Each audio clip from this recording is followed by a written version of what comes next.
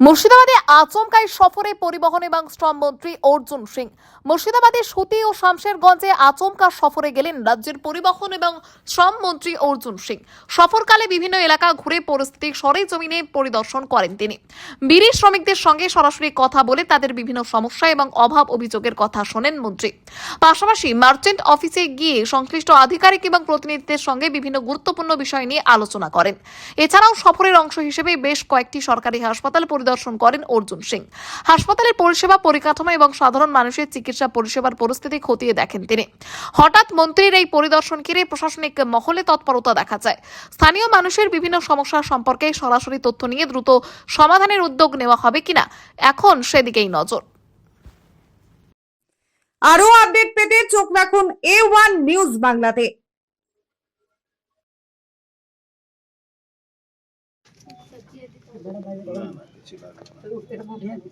আপনাদের এই মহাজনরা বাড়ি বানাবার জন্য কিছু দেয় না?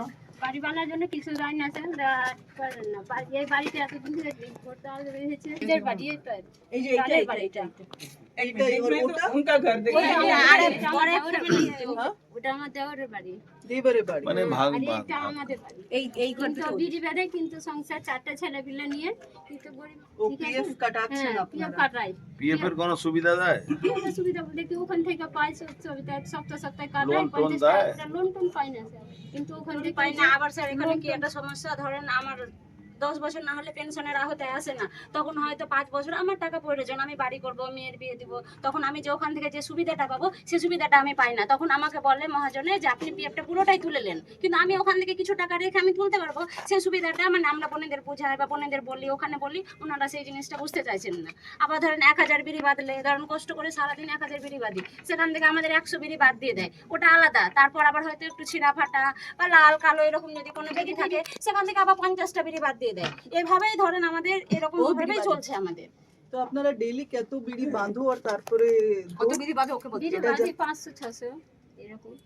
যদি ছেলে নিয়ে চারটা ছেলে নিয়ে কি আমরা ওর মধ্যে আপনি জানেন কি 50-75 তো বাদই চলে যাবে। ওদের পাশাতে বাদ চলে যাবে। দেখুন জিয়াত কারখানা 400 কিলো 400 आपको रिसिप्ट मिलती है पीएफ की? पीएफ की रिसिप्ट नहीं है ना। अगर मैसेज से आसे मैसेज पीएफ वो लेते हैं, अपने पास रख लेते हैं। বইটাতে কিন্তু লিখা দেয়, পিএফের খাতায় লিখা দেয় কি কতটা পিএফ। বইটা আছে দিদি? বইটা আছে। जाओ देखाओ देखाओ। নিয়ে আসো। ये महाजन से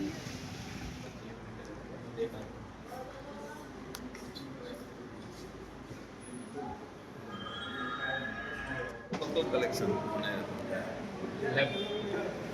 ল্যাবে কত যায় ব্লাড? আমাদের এখান থেকে তো টেস্ট ল্যাব মানে আপনি পাঠান সেটা তো সংখ্যা হবে। ফিভার পেশেন্টগুলো মেনলি আমরা পাঠাই। সুগার সুগারের কিনা হয় না? হ্যাঁ, সবাই কেন বিড়ির সঙ্গে সুগারের কি সঙ্গে? বিড়ির সাথে তো সবাই অ্যাথেরোস্ক্লেরোসিস হলে বা ভেসেল বা ব্লাড ভেসেলের ডিজিজ অ্যাকচুয়ালি যেটা বিডি হসপিটাল সেটা কিন্তু